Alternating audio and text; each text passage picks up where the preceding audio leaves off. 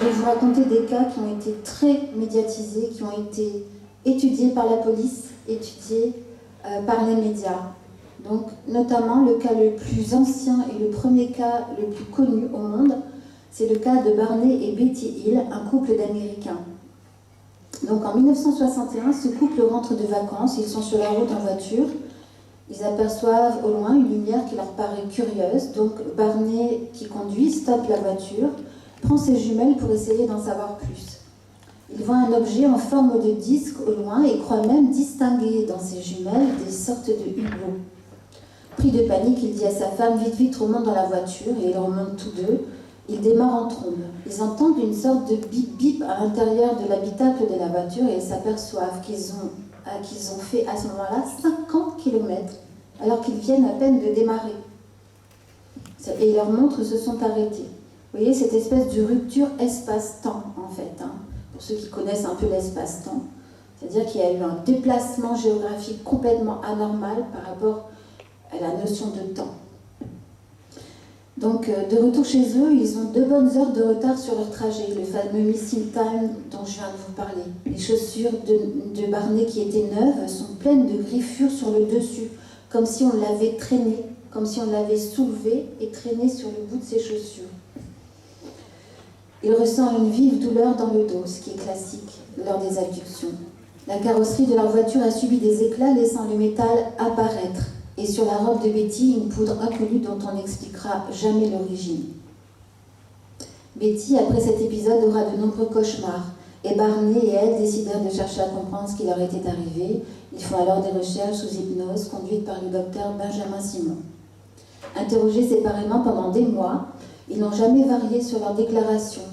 Et les hypnoses confirment leur dire. Ils ont été emmenés par de petits aliens de 1,10 m à 1,20 m, ayant de petits corps frêles, une très grosse tête et 2 énormes yeux entièrement noirs, sans aucune pupille.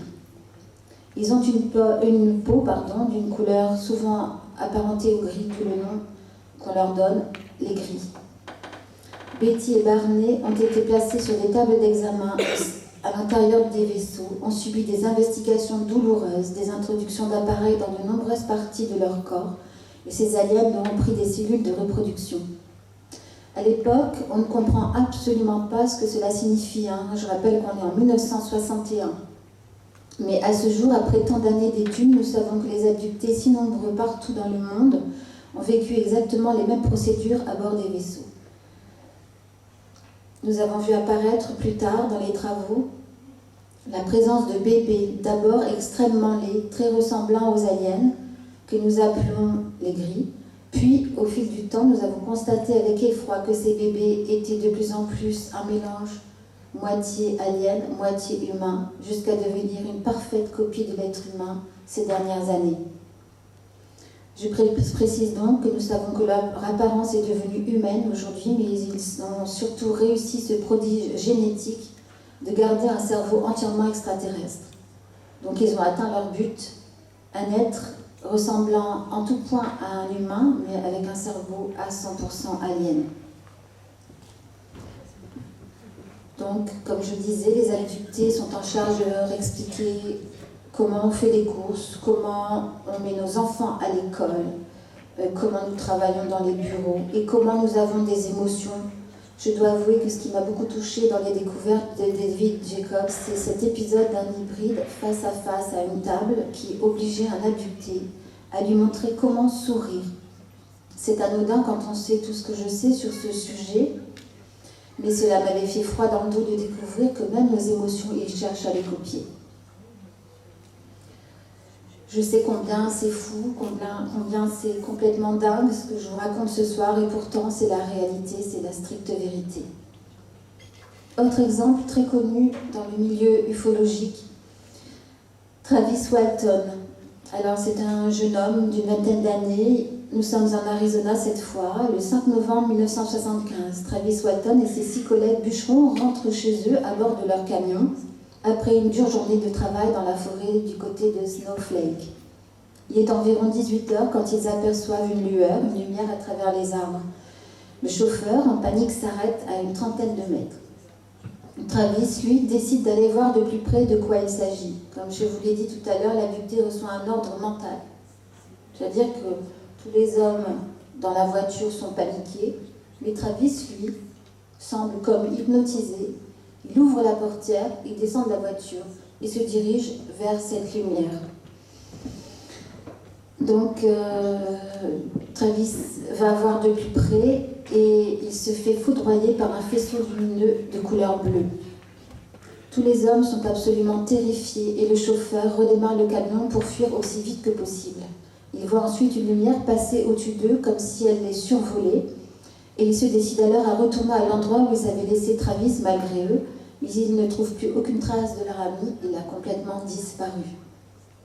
Quand les bûcherons déclarent la disparition de Travis aux autorités, bien sûr, c'est l'incrédulité totale, mais je peux vous assurer que c'est toujours comme ça quand on parle d'abduction, même en 2023, c'est toujours l'incrédulité.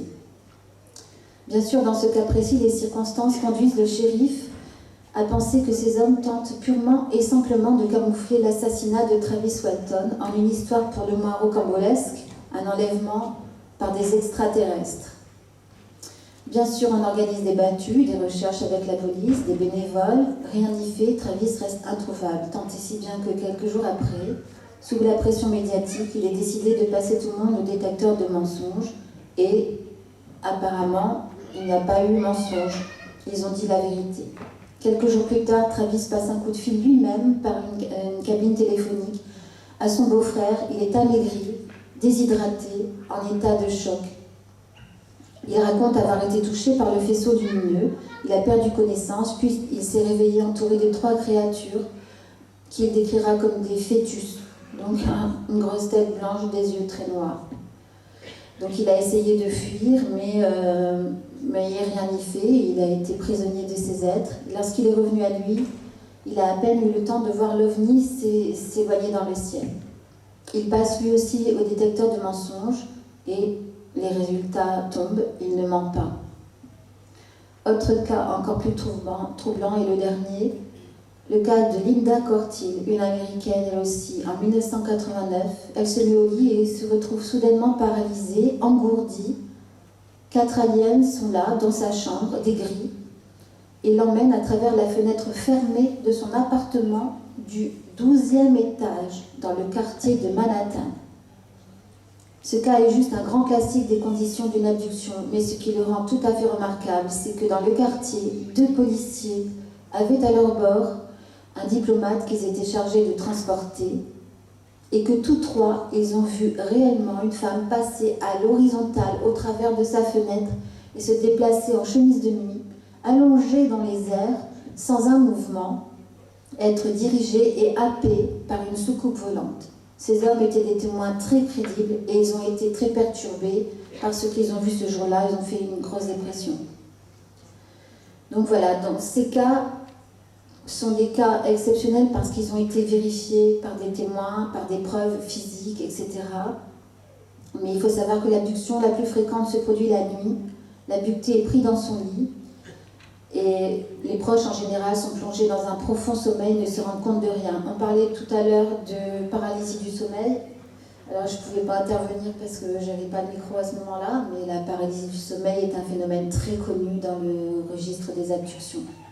C'est-à-dire que les monstres dont on parlait tout à l'heure, les actes sexuels dont on parlait tout à l'heure et qu'on associe aux monstres, sont très connus par les abductés. Et donc effectivement l'abducté est complètement paralysé dans ce lit, il ne peut bouger que ses yeux. Donc bien sûr les psychiatres donnent d'autres explications, bien sûr. Remarquons que ces cas sont anciens, je vous ai cité des cas de 1971, 1975 et 1989. Aujourd'hui nous n'avons plus affaire à ce genre d'abduction visible. Et j'en conclus personnellement qu'ils ont appris à ne plus faire de bavures. Ils ont bien rodé leur machine et restent parfaitement secrets maintenant. Ils font en sorte qu'on ne les voit pas, ni les abductés, et qu'on ne puisse pas relater cette malheureuse et traumatisante expérience. S'ils parviennent à effacer totalement notre mémoire consciente, ils ne peuvent pourtant pas effacer notre mémoire subconsciente. Et c'est bien grâce à ça que nous pouvons faire nos recherches avec les techniques d'hypnose. Nos subconscients, eux, gardent en mémoire ce qui nous arrive pendant les abductions. Alors, je fais une petite parenthèse pour vous parler de mon cas précis. C'est-à-dire que quand j'étais petite, je croyais faire des cauchemars atroces. Je rêvais que des extraterrestres allaient arriver dans quelques minutes. Je m'enfouissais sous les draps au plus profond jusqu'à ne plus pouvoir respirer. Et je remontais reprendre un peu d'air à la surface de temps en temps. Je savais qu'ils allaient arriver. Je savais qu'ils étaient dans une espèce de vaisseau. Et je savais que j'allais traverser la fenêtre et le volet fermé. Toute ma vie, jusqu'à ce que je découvre les travaux du docteur Jacob, j'ai cru que je faisais simplement des cauchemars. J'ai cru que je faisais juste des cauchemars suite à peut-être un film vu à la télévision, etc., etc. Et quand j'ai vu que d'autres gens sur Terre et de nombreuses personnes sur Terre racontaient exactement la même chose, je peux vous dire que mes cheveux se sont dressés sur ma tête. C'est-à-dire que là, je me suis dit, mais ça n'était pas des cauchemars, ça ne peut pas être le hasard.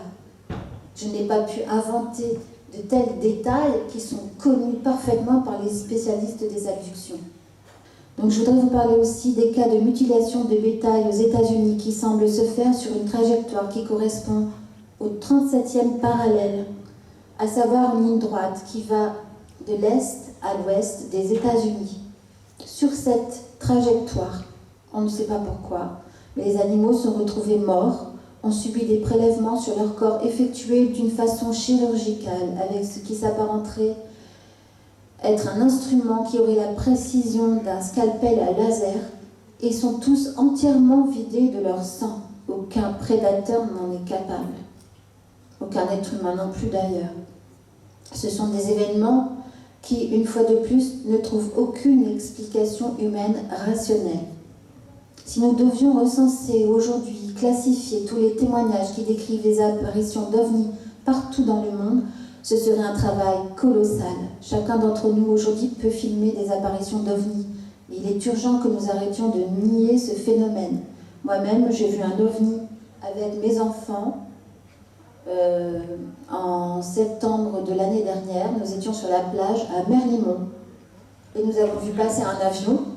Et au-dessus de cet avion, il y avait une espèce de boule noire qui voyageait exactement à la même vitesse de l'avion, savamment au-dessus de l'avion pour que personne ne puisse le voir. Nous étions plusieurs sur la plage, on n'a pas eu une hallucination, c'était en plein jour. Et on a pu constater que les gens autour de nous étaient en train de vérifier le même phénomène ébahi. Comme je le dis souvent, dire que l'on croit aux extraterrestres n'est pas du tout un mot adapté. Il ne s'agit pas de croyance, mais de faits. Et si chaque sceptique voulait bien se pencher sérieusement sur le sujet, il découvrirait inéluctablement que c'est une réalité. Il nous faut maintenant nous réveiller à accepter ce fait, ils sont là. Des militaires américains récemment questionnés au Congrès sur le sujet ont déclaré que la technologie extraterrestre qu'ils avaient pu observer était tellement avancée que rien que par ce fait de cet avancement technologique, nous étions forcément en danger car incapables de répliquer. Le colonel américain de l'US Air Force, David Grush, qui a fait des déclarations, je vous parle de ça il y a quelques semaines, c'est très récent, qui a travaillé en tant qu'officier à l'Intelligence Service pendant 14 ans et qui était chargé, entre autres choses, d'étudier les phénomènes des ovnis sur le territoire américain, a déclaré très officiellement au Congrès. Alors c'est vraiment comme un tribunal, c'est-à-dire qu'il a plusieurs enquêteurs face à lui et on le bombarde de questions. Il a déclaré donc que le gouvernement américain avait bien récupéré des débris de crash d'ovnis, le premier, le plus célèbre étant de 1957, de la zone 51. Je ne sais pas si parmi vous il y a des gens qui s'intéressent un peu à l'ufologie. Et que donc les Américains, le gouvernement était effectivement bien au courant, avaient même récupéré des corps biologiques, comme disent les Américains, c'est-à-dire des corps d'êtres vivants, qui étaient des corps extraterrestres retrouvés dans les débris. Le gouvernement américain aurait donc secrètement réussi à copier les vaisseaux extraterrestres en question. Donc c'est pas un rigolo qui raconte ça, c'est un colonel de l'armée américaine. D'ailleurs, il est en danger de mort et subit des menaces. Cette déclaration aurait dû faire l'effet d'une bombe, on aurait dû en entendre parler sur toutes les chaînes d'infos partout dans le monde. Mais non, rien, quasiment rien. Je suis convaincue que je vous l'apprends ce soir. Alors que cet homme est d'un courage exemplaire, il risque sa vie pour informer l'humanité tout entière. Donc pour revenir à mes recherches avec celle de David Jacobs, ça nous conduit à penser que ces aliens ont un seul but, prendre notre planète et utiliser les abductés en main d'œuvre, comme je l'ai dit précédemment. Ces aliens n'ont absolument aucune émotion. Cela semble bien difficile à intégrer, mais pour nos cerveaux humains, cela signifie aucune empathie, aucune pitié, aucun souci sur ce qu'ils ont le droit de faire ou pas, car pas de notion de ce qui est bien et mal. C'est très difficile pour nous d'essayer d'envisager cette façon de réfléchir. Donc voilà, ils seront, à n'en pas douter, la race dominante, et ils nous feront à nous ce que nous faisons simplement aux animaux. Il y a la même différence, le même ratio. Nous sommes une race inférieure à leurs yeux. Comme nous considérons les animaux inférieurs à nous, ça ne nous dérange pas de les mettre en cage, de les tuer, de les manger, etc. Donc, eh bien, on peut envisager que ces aliens, alors je ne dis pas qu'ils vont nous manger, hein, mais nous ne savons pas ce qu'ils nous feront. Donc on peut comprendre, en pensant à notre relation à l'animal, quelle relation il pourrait avoir avec nous. Mettons-nous dans la peau d'un homme du Moyen-Âge, si vous le voulez bien. Imaginons lui annoncer que sur la table, sur ses mains, dans les airs, partout, il y a des microbes, des virus, bref, de petits êtres totalement invisibles à ses yeux, mais bien réels. Vous direz à cet homme une vérité qui est connue de chacun aujourd'hui et qui n'étonne absolument personne. Vous lui direz la vérité. Pourtant, nous pouvons parier qu'il vous accusera d'être au service de Satan et il voudra probablement vous brûler sur le bûcher, juste parce qu'il est ignorant depuis son Moyen-Âge, juste parce qu'il n'a pas vu la vérité que nous connaissons et qu'il n'a pas pu ouvrir son esprit à une autre réalité. Eh bien, aujourd'hui, c'est la même chose. Nous devons ouvrir nos esprits au fait que d'autres espèces sont là. Il y a des milliards de planètes dans l'univers. C'est absolument bêtifiant et impossible scientifiquement qu'il n'y ait que de la vie sur Terre. Il y a de la vie partout et de très nombreuses espèces dans l'univers. Donc voilà, nous devons ouvrir notre esprit et comprendre qu'il y a des espèces qui sont déjà là depuis très longtemps sur Terre et qu'elles nous dominent déjà, ces espèces. Je tiens à préciser que ces gris qui sont souvent décrits dans les abductions ne sont, d'après nos recherches, que des petites mains. Ils sont de petits ouvriers à tout faire. Ils nous enlèvent, nous allongent sur les tables, pratiquent les investigations sur nos corps, nous habillent, nous déshabillent, etc. Bref, ils ne sont pas les chefs. Ils sont juste des ouvriers. Nous savons que d'autres espèces sont aux commandes, celles-là encore plus supérieures, mais je ne vais pas en dire plus davantage ce soir, ce serait trop fastidieux. Alors beaucoup d'ufologues pensent que les aliens sont là pour notre bien et cela me déprime profondément, je l'avoue. C'est ce que les gris disent aux abductés. Ils leur projettent des images de fin du monde afin de les faire obéir. Comment mieux obtenir l'acceptation d'un humain qu'en lui faisant croire que c'est la fin du monde et qu'on est là pour le sauver. Ne soyons pas naïfs comme les Indiens d'Amérique en leur temps. Quand les premiers conquistadors ont posé le pied sur la terre d'Amérique, descendant de leurs magnifiques vaisseaux, chevauchant de magnifiques chevaux, les Indiens les ont pris pour des dieux. Nous savons quelle fin tragique les attendait. Nous savons qu'ils n'étaient pas des dieux mais des envahisseurs. À de nombreuses reprises, il y a eu des présences d'ovnis au-dessus des centrales nucléaires partout dans le monde, en France notamment, dans le sud de la France. Ces ovnis ont parfois coupé les réacteurs. Encore avec trop de naïveté, des ufologues ont conclu que c'est un message pour nous empêcher d'utiliser le nucléaire, et donc pour nous sauver indirectement. On pourrait plutôt comprendre qu'il s'agit là d'une intimidation, un message qui dit « Vous voyez, nous sommes capables d'anéantir votre âme la plus puissante en une seconde. » Évidemment, comme nous savons qu'ils veulent notre planète, il est parfaitement logique qu'ils ne veulent pas que nous la fassions sauter. Voilà, donc je voudrais juste terminer en revenant à ce que je vous disais tout à l'heure. Je suis née médium et je suis en contact avec d'autres dimensions depuis toujours. Et donc, voilà les informations que je vous ai livrées ce soir, qui sont des informations de recherche sur Terre. Maintenant, je vais vous livrer d'autres informations qui nous viennent d'autres dimensions. Ces aliens font ailleurs, sur d'autres planètes lointaines, ce qu'ils font ici sur Terre, et que je viens de vous exposer en quelques minutes. Ils n'ont le droit de faire ça que lorsqu'il s'agit d'une race basse. Il nous faut donc évoluer de telle sorte que nous ne soyons plus considérés comme une race basse, mais comme une race évoluée, c'est-à-dire une race aimante, une race capable d'amour. Aimez-vous les uns les autres. La phrase de Jésus, la plus cruciale, la plus puissante, n'était donc pas juste une invitation à aimer, mais vraiment des mots pour nous sauver, un message qui nous donnait la clé pour nous libérer du joug du mal. Délivre-nous du mal nous dit bien que nous sommes prisonniers de quelque chose. Délivre-nous.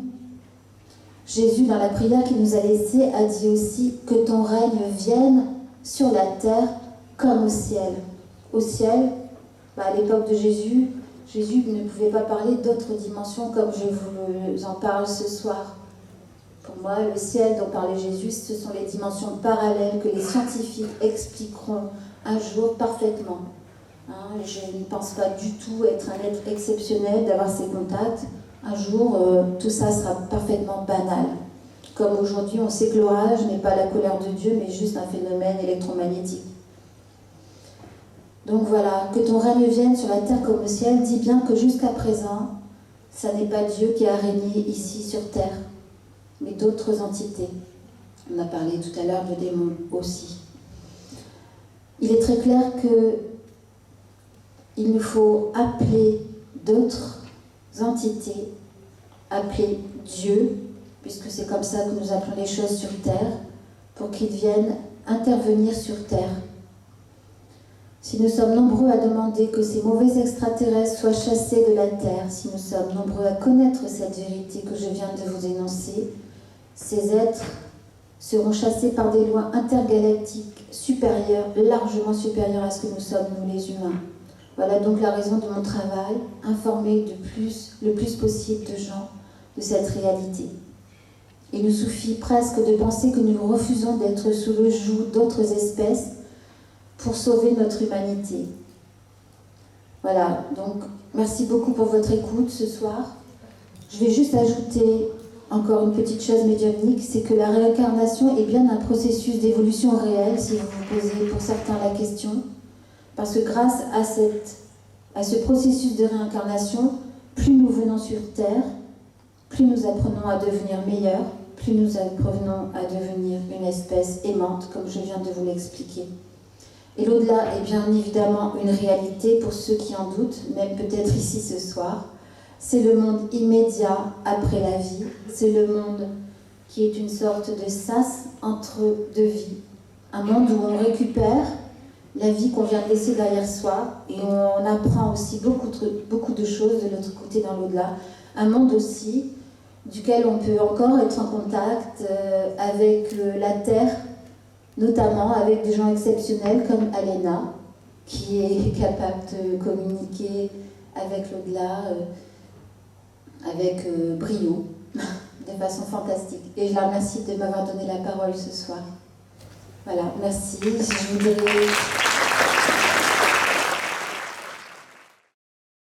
Et ta maman, tu lui as demandé pour qu'elle vienne. Elle dit, j'ai entendu ton message.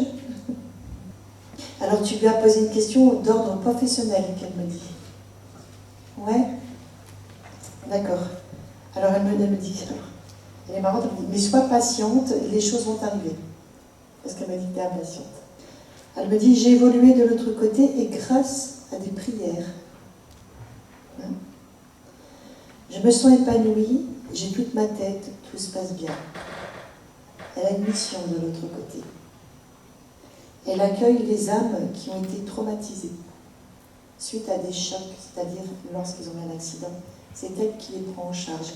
Alors elle travaillait dans un domaine hospitalier avant qu'elle partait ou D'accord, ok. Parce qu'on sent qu'elle est très investie de ce côté-là. Alors, elle me dit, je suis aussi dans les mémoires akashiques. Elle m'a dit que vous avez pu avoir un contact grâce à ces mémoires. C'est ça? D'accord. Mais c'est ce qu'elle vient de me dire. Je suis dans les mémoires akashiques. Je sens ton émotion. Hein. Alors, il y a un contact très fusionnel hein, avec ta maman. Elle dit, la mort n'est qu'un passage, mais elle me dit, on va se retrouver. Elle ne me parle pas d'incarnation parce qu'elle dit, elle t'attend, mais t'as encore des choses encore à accomplir. Mais tu es dans le changement professionnel parce qu'elle me dit que tu veux changer d'orientation professionnelle. Tu as l'impression qu'on te met des barrières. Hein, c'est ce qu'elle dit. Hein. Mais elle me charge aussi de dire... puis elle a une voix douce. On dirait qu'elle chante, qu'elle fredonne comme ça. Elle chantait, d'accord. Parce que là, voilà, je chante. Enfin, voilà. Elle est très belle. Elle est vraiment... Elle a des beaux yeux bleus. On a l'impression de voir l'océan dans ses yeux. Magnifique. Elle me dit que, oui, côté professionnel, t'as pas l'impression. Elle me dit qu'il faut t'éloigner de personnes négatives, que tu as déjà fait un travail, que tu as déjà fait un travail, mais tu n'as pas les bonnes personnes autour de toi. Tu as des problèmes de dos parce qu'elle me dit, il faut te soigner et prendre soin de ton dos. Hein, ça devient important quand même. Ouais. Mais elle avait le même problème que toi, hein. Problème de dos aussi. Hein. C'est ça, ok. Elle me parle de ton arthrose, qui s'est localisée, les hanches, et voilà, elle me parle de ça. Alors ça, ce sont des signes de traumatisme. C'est ça. Elle t'a entendu chanter il y a 2 jours, t'as chanté? Parce qu'elle me dit, mais pas une chorale, parce qu'elle m'a dit, tu chantes faux. Oui, elle m'a dit que tu chantes faux. Bon, pour le travail, c'est positif. Mais voilà, il faut laisser les choses faire au moment venu. Elle me parle de changement de lieu. Alors, est-ce que tu vas déménager ou autre? D'accord, ça va se faire. C'est juste qu'il faut... Voilà. D'accord. Voilà, petit à petit. Les choses vont se faire. De toute façon, 2025, t'es parti. Dans le sud, ouais. Ouais. Elle a dit 2025, parce qu'elle dit qu'en 2024, tu as encore des choses à résoudre. C'est bien qu'elle donne des dates, comme ça te permettra de pouvoir te projeter. Voilà, c'est ça. Mais oui, tu vas partir, tu vas retrouver tes racines, entre guillemets. En tout cas, elle va bien, elle m'a dit, je respire, j'ai plus mal à la tête, je n'ai plus ce goût amer qui monte sur l'œsophage. Je ne souffre plus, je marche, je suis libre. Maintenant, je suis montée sur le 3e palier, elle est dans les mémoires. Hein. C'est une personne qui est très, très investie. Alors, je vois de la peinture autour d'elle. C'est toi qui peins? Parce qu'elle montre plein de peintures. Donc ça veut dire que tu dois continuer dans ce domaine-là. Hein. D'accord. Ah, c'est une question que je posais. Oui, ça vient de répondre. Voilà, il faut continuer dans ce domaine-là, la peinture. C'est important.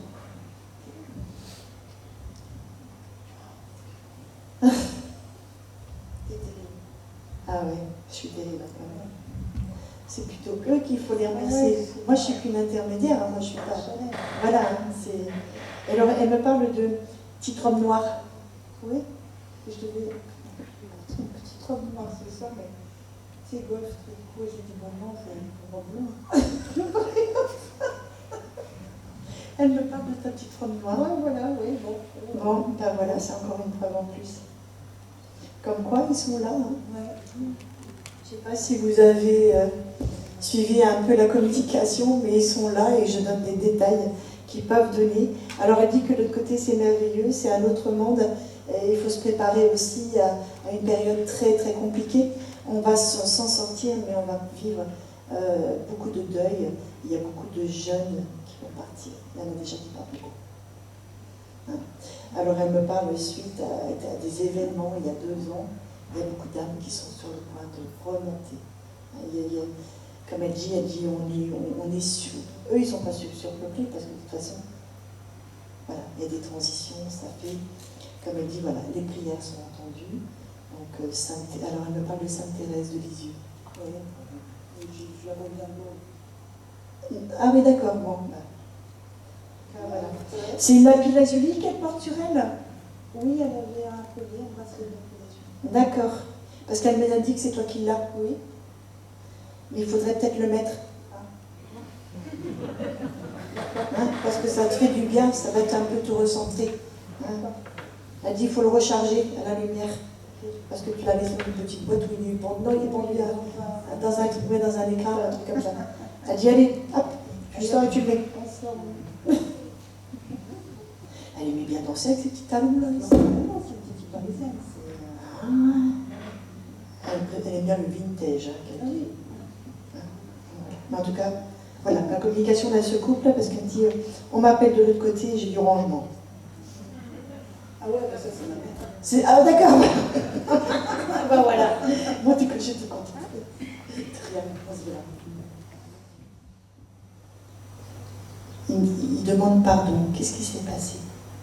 Parce que j'ai l'impression que je sens quelque chose de brutal. J'arrive pas. C'est brutal. C'est comme si que la vie s'était stoppée d'un coup.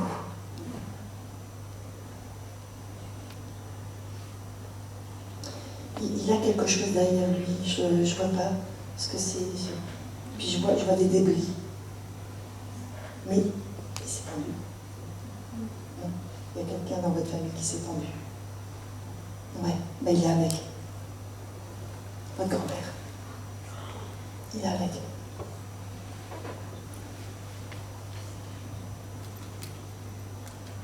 C'est un sacré numéro. Il demande des prières et de la lumière. C'est ton papa? Alors il sait ce que tu fais. Tu vas aller loin. Si tu te concentres dans tes études, tu peux aller très loin. Tu as des projets. Il t'entend parce que tu lui parles assez régulièrement. Tu as encore de la colère qui est partie. Elle me parle de ton vélo. Tu as fait une connerie avec ton vélo parce qu'il me dit qu'il est cassé ou... Il est cassé. Il est cassé? Ouais, bah. Ouais, c'est ce qu'il vient de dire. Alors moi je ressens beaucoup quelque chose de dur. Il a eu un problème cardiaque ou respiratoire parce que je sens que en fait c'est comme s'il n'arrivait pas à parler en fait. Il ne veut pas en parler.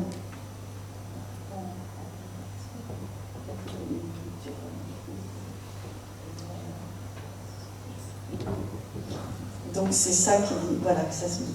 Donc ils ont massé. Voilà, parce qu'ils le savent. Quand ils massent comme ça, ils le savent. Donc c'est ça qui dit, c'était dur. Le massage cardiaque a été très très dur, c'est ça.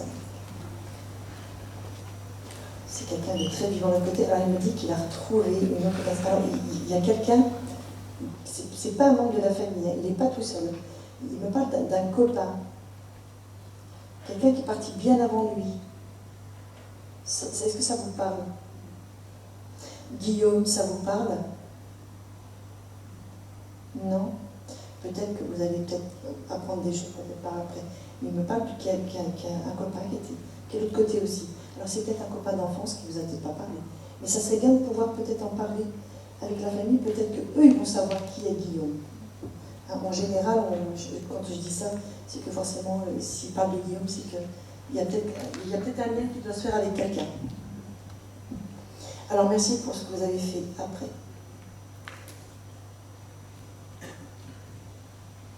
Vous avez voulu le retenir pendant un certain moment, finalement, parce qu'il me dit que vous avez tenu la main et vous ne voulez pas le quitter. Il a ressenti votre présence. Là, il y avait des lunettes, de l'autre côté, il les a sur la tête, parce qu'il dit j'ai bien de voir ce qu'il dit en face de moi. Il garde quand même son humour, quand même. Est-ce que ça vous parle? Alors, c'est marrant qu'il me dise ça. Alors, il me parle d'un lacet qui est mal fait, qu'il a tombé. Ça vous parle? En fait, il est tombé dans les escaliers.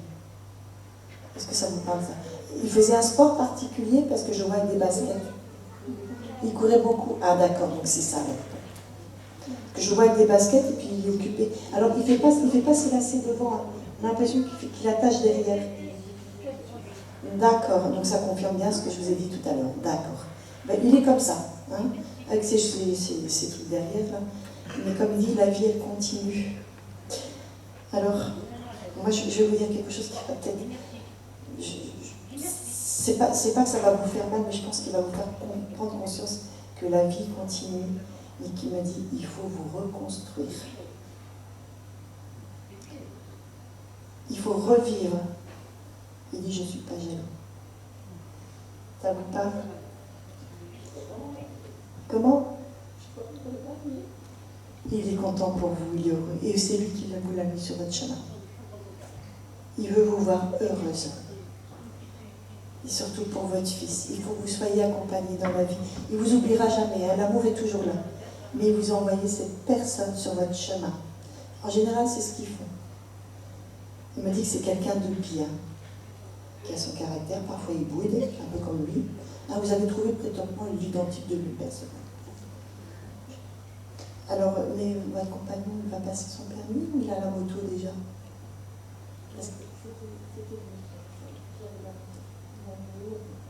Non, il en parle, donc c'est plus ok. Parce que la moto, vous l'avez gardée longtemps, hein? Il me parle de sa moto. Ouais. Comment? Il adorait les bandes dessinées parce que je vois avec des astérix de l'autre côté. Comment? Les Tintins, d'accord, oui, donc. Ah oui, le petit chien, d'accord. Moi, oui, parce qu'Astérix, il avait aussi un petit chien. Ok, d'accord, parce que je le vois avec des bandes dessinées et tout ça. Je vois plus le petit chien, mais bon, enfin. Les Tintins. Oui, bah, tu vois, Tintin Milou, juste. C'est bientôt que vous vous mariez en plus. C'est septembre. Au mois de mai, parce qu'il me dit que septembre, il y a quelque chose. D'accord, donc bah, il sera là. Hein, il sera là au mois de septembre, comme il dit. C'est après 24, c'est pas ça? Comment? Le 24 septembre? Bah voilà, c'est ça. Il sera là. Vous avez déjà choisi votre robe? Parce qu'il me dit comme ça, il y aura des retouches. Il est là, il est présent. Il vous aime énormément, comme il dit, l'amour ne ment pas. Vous avez le droit de revivre, vous avez le droit de construire. Comme il dit, voilà, je suis partie trop vite. Alors il me parle de problème de chaussures. Parce que... Ouais, c'est ce qu'il dit. C'est ça, mais il a dit qu'il faut mettre des journaux mouillés. Hein, je ne sais pas pourquoi il me dit ça, mais bon, voilà, comme ça, vous avez votre réponse. En tout cas, il va bien, il vous aime. Et pour toi, comme il dit, voilà, il faut avancer. Tu vas faire des études d'ingénieur? Dans l'art. Mais tu n'avais pas parlé d'autre chose à un moment donné? Parce qu'il me dit que tu changes toujours d'avis. Ouais, mais c'est ce qu'il dit. Il dit que tu changes toujours d'avis. Mais tu ne feras pas ça, tu feras autre chose. Mais je ne dis pas. Vous avez projeté à vouloir avoir encore un enfant? Non. Par contre, le monsieur, il a des enfants, lui. Mais c'est bien, félicitations. Il est heureux pour vous. Il est heureux pour vous. Hein. Donc il sera là au mois de septembre. Et après, il me parle du mois de février. C'est qui le mois de février? Il me parle de quelque chose au mois de février. Donc, non, pas février, excusez-moi. Parce que si vous parlez trop vite, je ne vais pas comprendre. Non, mois de mars. C'est votre anniversaire? D'accord, parce qu'il me dit je serai là. Hein, je serai là, oui. Alors il a un gros bouquet de roses. Hein, c'est un bouquet de roses spirituel, bien sûr. Il me dit que vous lui transmettez. Donc il y a le chiffre 7. Le chiffre 7, ça vous parle? Le jeu de la... Bon, voilà. 7 roses. Donc là, il est obligé de partir parce que le guide l'attend pour passer le portail de l'autre côté. Donc il vous aime, il sera là à votre mariage. Il dit que... Alors vos cheveux, comme il dit, ça ne tient pas. Hein. Vous avez déjà fait un essayage, mais ça ne tient pas, ou ça ne vous plaît pas?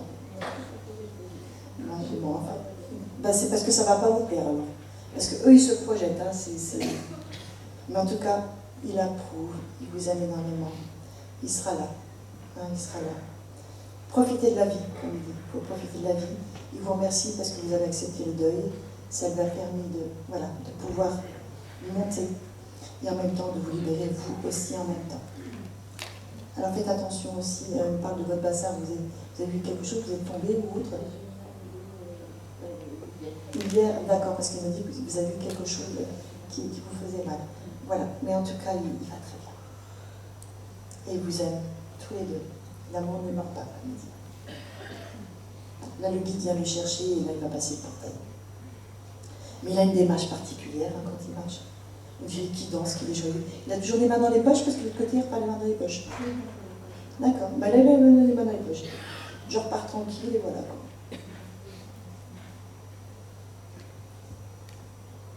Et bien ça y est, là, il a passé le portail. Le guide me dit qu'il a passé le portail. Ok. Il a retrouvé son grand-père de l'autre côté, qu'il a tant aimé. Voilà, le portail est fermé, j'ai plus contact. Voilà. Je vous en prie. J'espère que... Et puis félicitations alors.